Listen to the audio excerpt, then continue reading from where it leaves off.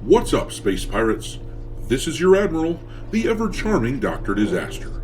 And everyone in the PlayStation universe has been talking about the massive PlayStation Network outage that lasted throughout the bulk of Saturday. It was the longest outage the company had experienced since the infamous one all the way back in 2011, and many gamers were understandably perturbed.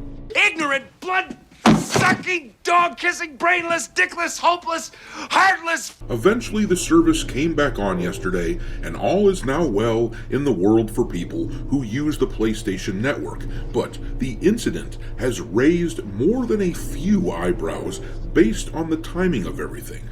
You see, just a week or so ago, Sony eliminated the dual CEO arrangement that they had for PlayStation. Last May, they appointed Hideaki Nishino and Herman Hulst as the successors to Jim Ryan as PlayStation CEO, and now Nishino has been made into the singular CEO at the company. And how did he celebrate his first fortnight at this position? By firing a shitload of Californian employees. You're fired! Get out of here! Go!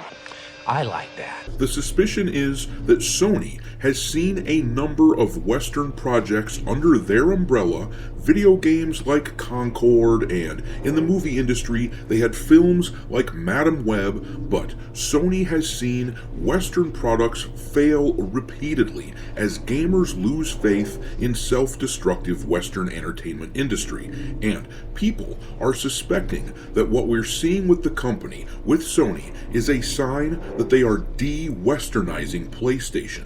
Neon of Clownfish TV articulated these thoughts very well over on X. He said, "I have a hunch Sony is going to try to return to its roots and make PlayStation a Japanese brand again. Japanese CEO. California employees terminated. They see no future in most Western AAA titles. If it works for Nintendo, again, just a hunch, there's a sea change coming." Yes! Yes! Oh God, yes! And then, almost immediately after the layoffs were announced of these California employees, the PSN goes down for the second longest amount of time in the history of the company. Now, it's unlikely that we're ever going to find out what caused the outage, but people are speculating that it was a coordinated attack by disgruntled employees who are either on the chopping block or don't like the direction that the company is going. Once again, we don't know if this is the reason behind it for sure, but the timing is definitely suspicious as hell, especially when you consider that many of the fired employees worked in programming tools for PSN. So, if this actually is some number of pissed off Californian workers who are mad that they lost their jobs and they don't like the direction the company is going, well, I have a little message for you guys from the bottom of my heart.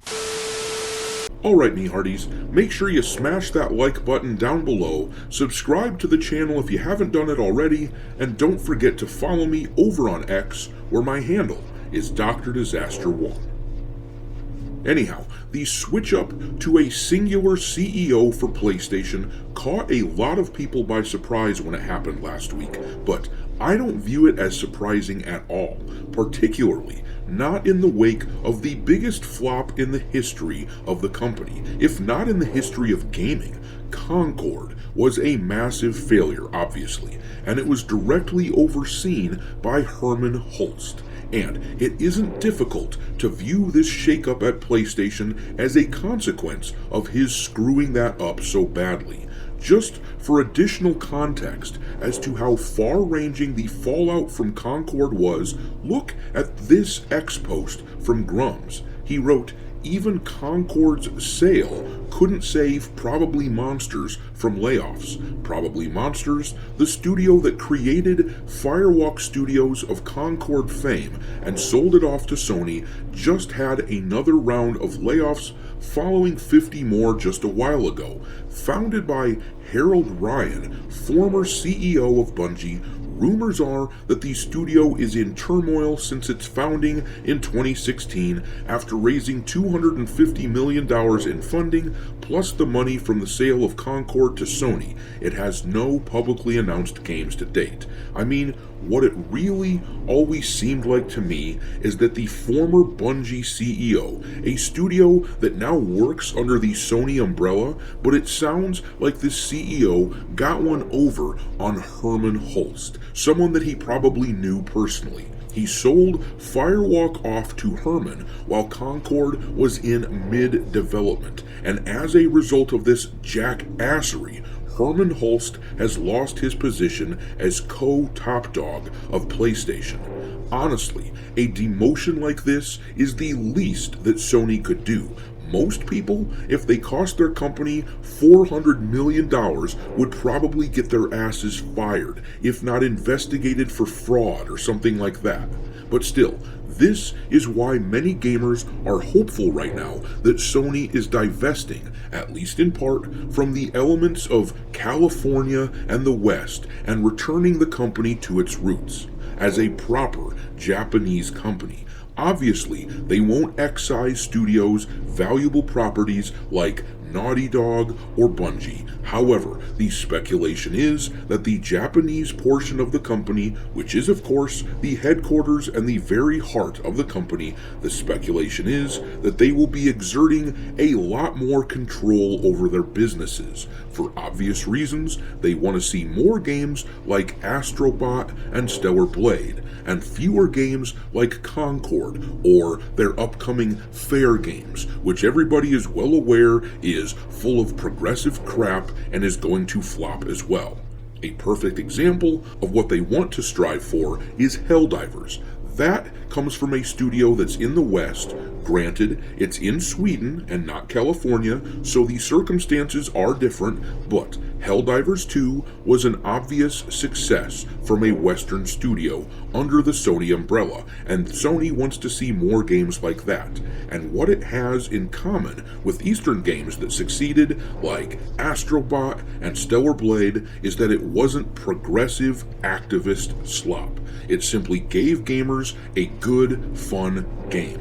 Pretty much the only controversy that even kind of derailed Helldivers was the incident where players were being forced to sign into a PSN account on Steam in order to play the game. With the outage that took place this past weekend, you can see why so many gamers were reticent about supporting a game that had such a requirement on Steam, which, thankfully, it seems that Sony is getting away from that practice. But now this brings me back full circle to the outage. Herman Hulst works in California, overseeing all of the Sony first-party games, and his demotion and the subsequent firing of a chunk of the people working under him have the feel of being connected. Obviously, this is purely speculation, because a company like Sony is not going to disclose details like this to the public, but it wouldn't surprise me at all if this was a bit of a cleaning house and a sign of more things to come, considering the state of the gaming industry right now. And once again, given the timing of everything, I am more than a little suspicious about this PlayStation Network outage. Usually, an outage like this is a pretty quick fix. This definitely has the feel of a targeted attack by someone who knew how to create maximum chaos within the network. But I'm going to leave it there. What do you think about this whole situation? Could you see this being an attack on the PlayStation Network? Or do you expect it was something else? Drop your thoughts into the comment section below and we will talk there. Thanks for watching, me hearties. If you haven't already, your Admiral is inviting you to subscribe to the channel and become a part of the crew. Life as a space pirate may not be glamorous, but there's always plenty of booty.